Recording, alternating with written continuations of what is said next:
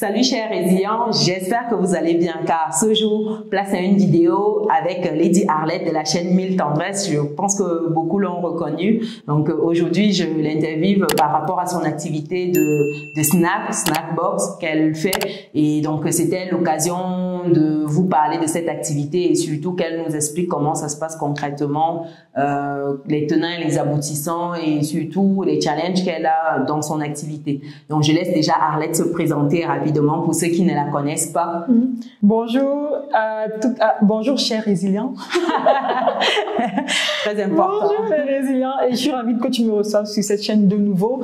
Lors de notre précédente interview, on avait parlé d'une autre activité que j'ai, mais là, donc on parlera aujourd'hui de Snackbox. Snackbox est une petite entreprise qui a déjà un peu plus de 2 ans d'activité. Oh. Et voilà, nous proposons des snacks en Europe, en Amérique, en Asie, qui nous sont livrés chez vous dans des box, d'où un peu le nom Snackbox. Et c'est des snacks qui viennent du Cameroun, voilà. Ah, donc c'est made in Cameroun à 100%. Exactement. Bon, félicitations, déjà une activité qui a 2 ans, sachant que la dernière fois on parlait d'assistant virtuel, tu as beaucoup de casquettes, Arlette, là, on est quitté d'assistant virtuel à l'activité de Snackbox. C'est ouf. Effectivement, c'est vrai que le Snackbox est né avant mon activité d'assistante virtuelle. Donc c'est après ça que j'ai voulu faire assistante virtuelle parce qu'en étant e-commerçante, je m'étais rendu compte, comme j'avais déjà dit, que les e-commerçants avaient besoin d'assistanat virtuel. Ouais, exactement. Ça, franchement, magnifique. Et d'où te vient l'idée de te lancer dans cette activité-là? En fait, j'ai toujours été une personne qui aime la nourriture qui vient de chez nous, qui aime manger des trucs qui sont sains, bio. J'aime savoir d'où est-ce que ce que je mets dans mon corps vient. Et en voulant donc consommer principalement des aliments qui venaient du Cameroun, je m'étais rendu compte que c'était très difficile de s'approvisionner. Ou alors lorsqu'on s'approvisionnait, c'était des produits qui étaient africains, mais pas produits en Afrique, pas produits au Cameroun. La majorité, il y en avait qui venaient de Chine. Par exemple, le tapioca, où vous avez du tapioca, on vous met dessus tapioca du Cameroun, mais ça n'a pas le même goût que celui qui est produit ici chez nous au Cameroun.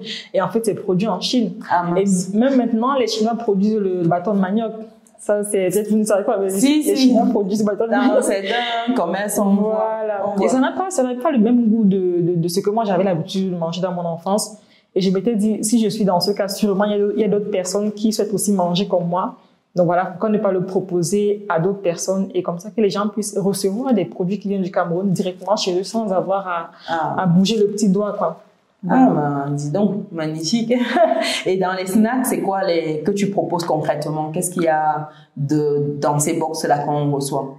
D'accord. Alors, nous proposons des snacks d'apéro, donc des petits chips de banane plantain, des cacahuètes grillées salées, des cacahuètes caramélisées. Si vous vous rappelez, dans notre enfance, on avait souvent les caramels, les petits boules là, qu'on achetait lorsqu'on rentrait de l'école, par exemple, fatigué, sur la route.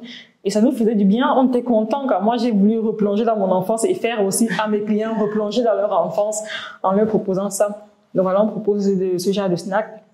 On propose aussi des noix de coco, des pralinés de coco. Je sais pas si tu te rappelles. Oui, je connais. Voilà, les boules noires. Exact. C'est très, très bon. Et aussi, quand on a commencé avec les snacks, on s'est rendu compte qu'il y avait pas mal de personnes qui demandaient à avoir les épices. Donc, on a rajouté aussi les épices. On propose des épices aussi qui viennent du Cameroun. Donc, je pouvais faire mon couscous là-bas avec mon cuit là-bas avec les épices. Exactement. Pour avoir le même goût du pays. Le même goût du pays dans l'assiette. Ah là là, non. Après cette belle parenthèse, comment ça se fait le transport de ces snacks-là? L'approvisionnement, tu veux dire? Non, le transport, une fois que c'est constitué, c'est via des personnes qui voyagent, c'est via un fret, c'est comment le transport? Alors, nous, on travaille principalement via le fret. On a un transporteur qui s'occupe de transporter nos marchandises du Cameroun vers la Belgique et ensuite nous on s'occupe d'aller les prendre de la Belgique pour le Luxembourg.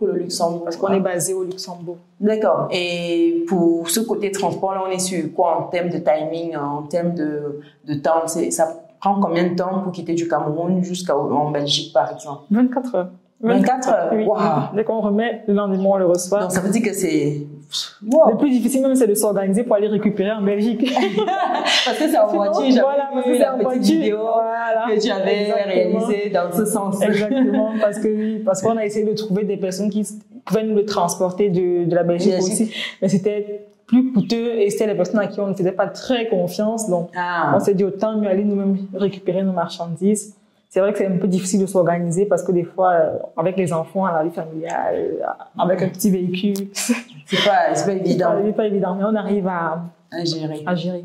C'est vrai qu'Arlette ne l'a pas dit, c'est une maman également. Je reçois beaucoup sur la chaîne une série d'interviews de mamans parce que voilà, je suis une femme, je donne, c'est l'honneur aux dames d'abord, messieurs, vous êtes magnifiques. Bientôt, il y a des hommes également comme l'interview de Maxime, mais là, ce sera plus une série d'interviews dédiées aux dames. Hein. Il faut valoriser ce que nous faisons. Il y a beaucoup de chaînes d'hommes. Je pense qu'il est temps également que les femmes soient mises en avant. Exactement. Merci à toi, Chimène, de nous donner une vitrine quoi, sur ta chaîne. C'est intéressant et c'est très bien ce que tu fais. C'est un travail vraiment énorme que tu as là sur ta chaîne. Je sais qu'il y a énormément de femmes, comme tu disais, qui passent régulièrement ici. Et c'est important de montrer que même en étant mère, on peut entreprendre. C'est important. Parce que souvent, les gens se cachent derrière la maternité, le fait d'être maman, on se dit que non, parce que les enfants, parce que sinon, c'est possible. Chimène en est la preuve vivante. Vous savez, c'est pas à moi de le dire. Au-delà de ça, j'ai interviewé déjà, il y a par exemple plusieurs dames qui sont passées déjà sur la chaîne avant cette interview que j'ai eu à réaliser des activités, restauration, meublé. On est partout, chère dame. Donc, lançons-nous. Franchement, quand je peux, je donne de la force. Je donne de la visibilité à mon niveau. Donc, moi, je pense qu'on doit être nombreuses dans le game à se lancer. C'est la moindre des choses. Et comment tu fais côté fournisseur de tes snacks où est-ce que tu les trouves? Très bonne question. Parce que c'est difficile vraiment au niveau du Cameroun de trouver des fournisseurs fiables.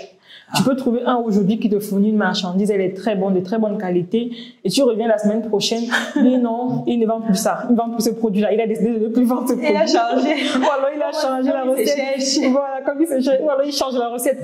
Tu reprends le produit, mais ce n'est plus le même.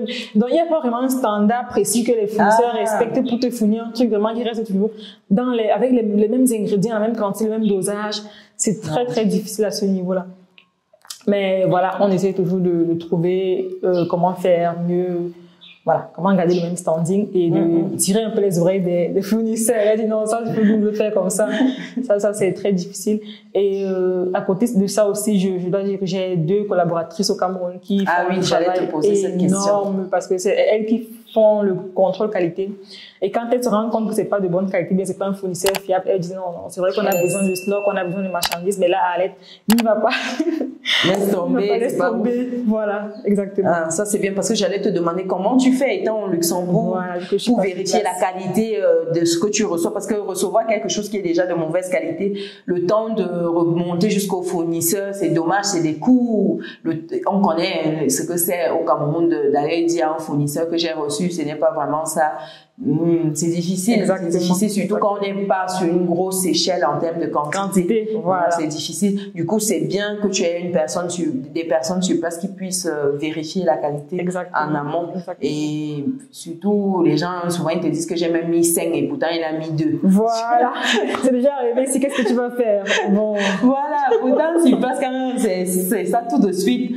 Elle voit, elle dit non, attention. Exactement. Voilà. Elles sont mes yeux sur place, en fait. Ah non, ça c'est top parce qu'une telle activité, il faut avoir des personnes de confiance. Et comment ça se passe une fois que ça a été écoulé, comment vous vous répartissez, comment tu rétribues pour elle?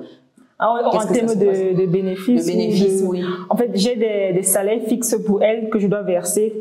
Voilà, que l'activité fonctionne pas. C'est vrai qu'il y a eu des moments où, comme au début, où l'activité ne fonctionnait pas très très bien, où voilà, elles étaient compréhensives à ce niveau. Je leur ai dit non, là je pourrais pas, c'était difficile.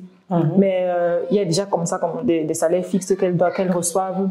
Et maintenant ici là de l'autre côté il y a des mois où même ma sœur, vu que je suis avec ma sœur, peut-être ça je l'ai pas dit, ma sœur elle a rejoint le projet juste après.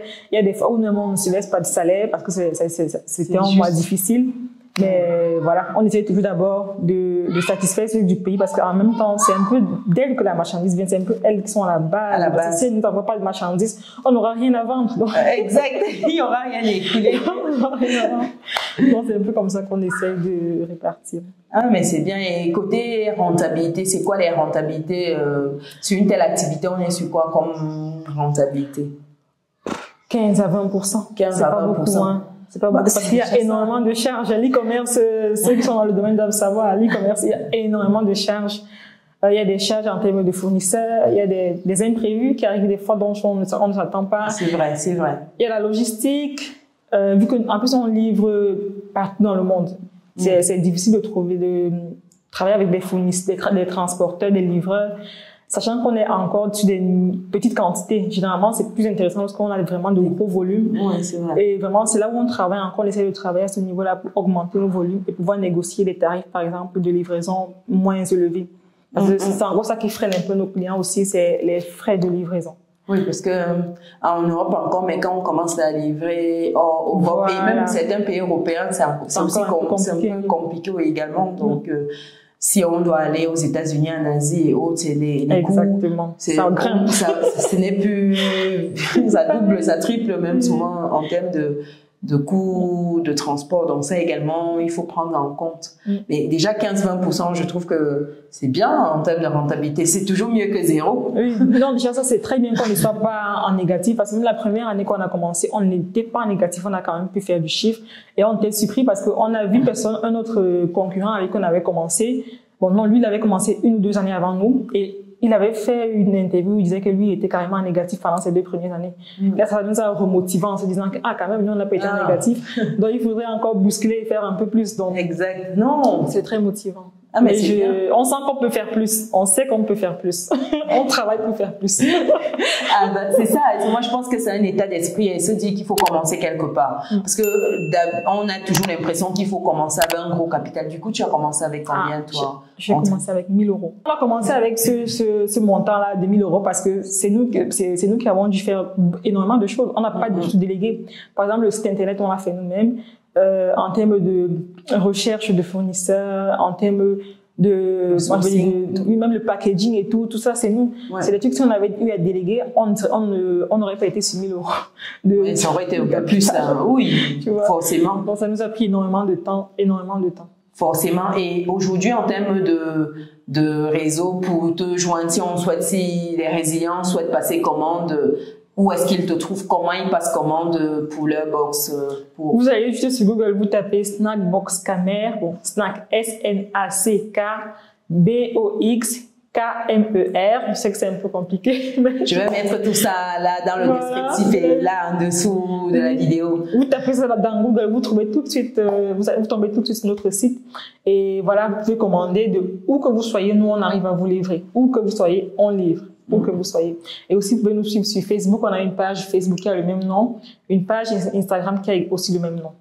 C'est magnifique. Je vais mettre déjà tout ça dans le descriptif de cette vidéo. Également en dessous là pour que tous ceux qui souhaitent commander, donner de la force à Arlette aient accès directement, qui ne cherchent pas longtemps. Ça, c'est top. Et je sais pas si j'ai oublié des choses. Peut-être dites-moi dans les commentaires s'il y a des choses, des questions auxquelles j'ai pas pensé. Vous pouvez les poser dans les commentaires. Comme cela, Arlette verra et pourra elle-même répondre directement. Et s'il faut donner un mot de la fin à Arlette pour que ce soit pas trop long, on pourra faire un live même à l'occasion de cette activité-là parce qu'elle a comme il y a beaucoup de choses. Je pense qu'il y a beaucoup de choses à dire, mais comme on veut pas la vidéo trop longue, dis-moi le mot de la fin pour toi. Je dirais, si vous avez une idée en tête, lancez-vous. Parce que je pense que si nous, on avait dit dès le départ que on veut avoir le site prêt, on veut avoir nos approvisionnements prêts, si on avait dit ça, on ne serait jamais lancé. Sachant qu'on n'avait jamais eu à entreprendre dès le départ, mais on était motivé par une profonde envie de faire mieux, d'apporter quelque chose. Et on s'est lancé. Donc moi, ce que je pourrais vous dire, c'est si vous avez une idée, si vous avez un projet, commencez et sur le parcours, vous allez vous améliorer. Et surtout, gardez votre détermination jusqu'au bout, parce que sur le chemin, ce ne sera pas facile. Ah ça, en tout cas, merci beaucoup. Je pense qu'Arlette a tout dit. Hein. Comme je l'ai dit toujours, lancez-vous. Donc, je ne vais pas rajouter quoi que ce soit. Merci d'avoir répondu présente pour ce petit interview, d'avoir joué le jeu. C'est jamais évident. Peut-être derrière votre écran, vous pensez que c'est facile, mais c'est un exercice quand même assez difficile. Merci encore à vous d'avoir regardé jusqu'ici. N'hésitez pas à me dire en commentaire si vous avez d'autres sujets que vous voulez voir traités, ce sera un plaisir. Également, toutes les personnes qui souhaiteraient avoir un peu de visibilité pour leur activité, surtout les résilientes, n'hésitez pas, ce sera avec un plaisir. Et celles qui sont en Afrique, au Cameroun, dans un premier temps, ça peut être l'occasion. Donc voilà, nous on se dit à très bientôt. Hein. Merci à Merci à toi de m'avoir reçu de nouveau sur ta chaîne. J'espère que j'ai pas été de trop une deuxième fois. Ah non, c'est toujours un plaisir, c'est ta maison, comme on dit, tu es chez toi, chez moi. Allez, ciao. Ciao.